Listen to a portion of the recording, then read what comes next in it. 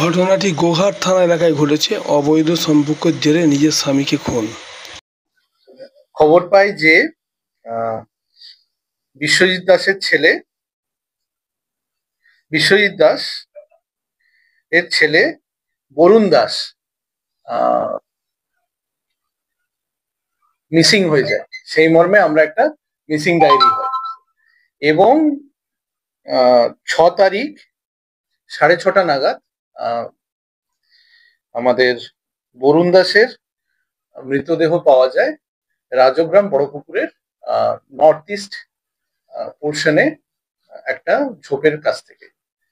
তো তারপরে আমাদের তদন্ত শুরু হয় এবং শুরু হওয়ার সাথে সাথে আমরা জানতে পারি যে বরুণ দাসের যে স্ত্রী মিতা দাস, তার সাথে তন্ময় দাস বলে একজনের একটা অবৈধ সম্পর্ক ছিল এবং সেটার দরুন এটা প্রায় 1.5-2 বছর ধরে চলছে।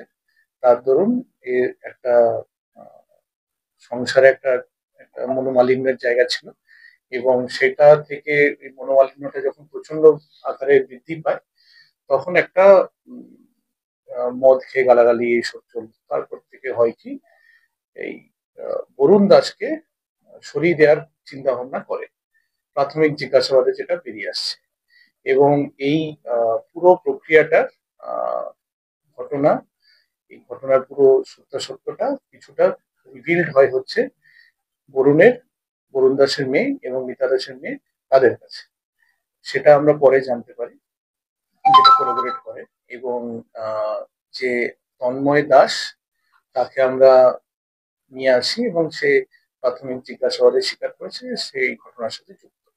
এর সাথে আর কেউ জড়িত আছে কিনা সেটা আমরা পরবর্তীকালে তদন্তে আরো আসবে বলে আশা করছি। কি কারণে বৈবাহিক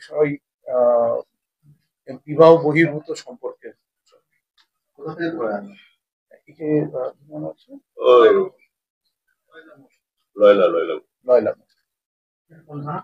এটা গোঘাট থানা।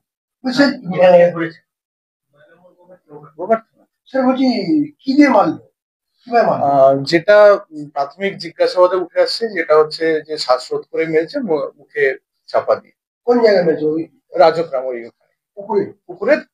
এটা বডিটা পাওয়া গেছে বড় পুকুরের কাছে, তার থেকে আরেকটু দূরে হচ্ছে আরেকটা পুকুর আছে তার ধারে, যেখানে মোটামুটি যাতায়াত চলে।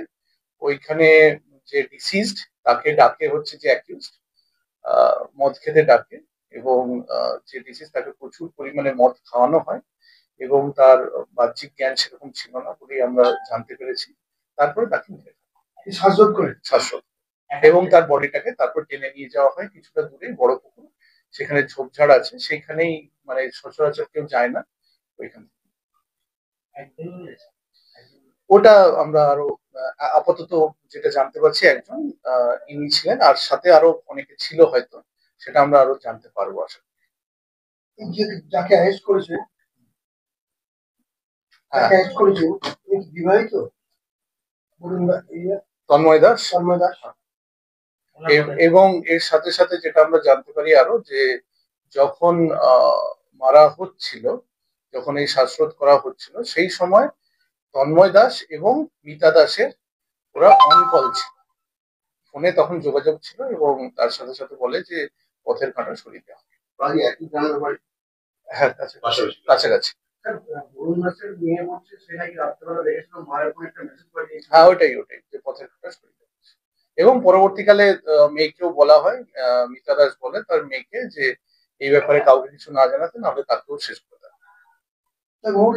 অভিযোগ মিতা দাস এই প্ল্যানটা কতদিন আগে কিছুদিন আগে হয়েছিল, কেন কি মদ খেয়ে প্রচন্ড ভাবে একটা বাক বিতণ্ডা হয়, তখন বরুণ দাস তন্ময় দাসকে গালাগালি করে এবং খুব সম্ভবত স্বামী স্ত্রীর মধ্যে কিছু মানে মারধরেরও ঘটনা ঘটে, সবই মদ্যপ অবস্থায়।